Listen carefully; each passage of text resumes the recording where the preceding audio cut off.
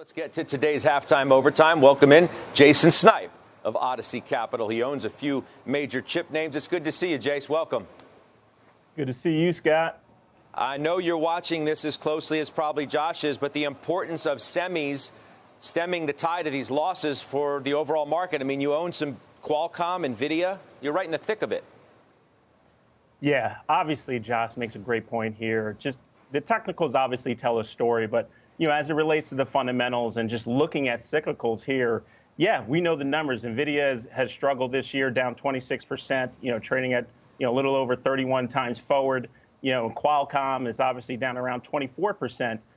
And very valuable here. I mean, in terms of just from a pricing perspective, only trading at 11 times forward. But this, for me, from a fundamental perspective, is really a story on the supply chains. Supply chains are struggling. We're talking about, they're not easing in this space potentially until 2023. So that's obviously concerning for this market. These names have obviously run, particularly NVIDIA, a lot, particularly NVIDIA over the last decade.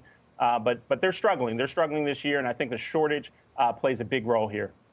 Because NVIDIA, let's zero in on that for a minute, because it's become a bit of a battleground on Wall Street. There's a downgrade recently. It's widely owned. Viewers watching right now are probably in that name, and they've done very well over the last 12 months and beyond, as you said. Over the last 3 months, though, it's down 20%. I mean, do you have confidence that the story is about to turn for NVIDIA as much as you love the company and the fundamentals?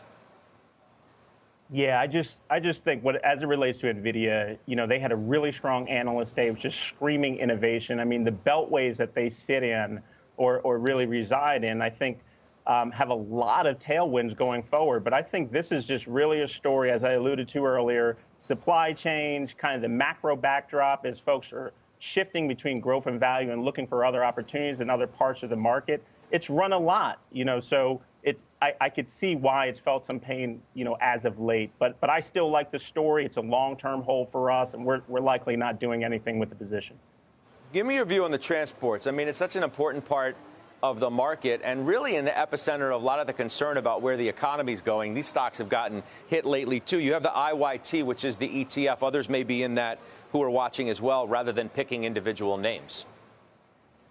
Yeah, so the IYT, obviously, I mean, month to date, I mean, over the last month is down a little over 8%. And I think this story is really related to, the macro backdrop as well. I mean, when you're talking about a Fed that's starting QT, and starting it with a bang, right? We're pricing in 50 basis point hike in May. We've already raised 25 basis points. And if we're looking to, and we saw PPI and CPI prints this week, which were really hot, I could see, obviously, the economy starting to slow. And as you know, markets are forward looking, and that is part of, I think, why we've seen a pullback in the transports. But it's a strong indicator on a consumer activity, economic activity, period. So I'm looking for the market to do some of the work here as it relates to supply chain starting to ease. We saw a little softness in core CPI this week. So I'm hopeful. But I could see why these names are challenged here.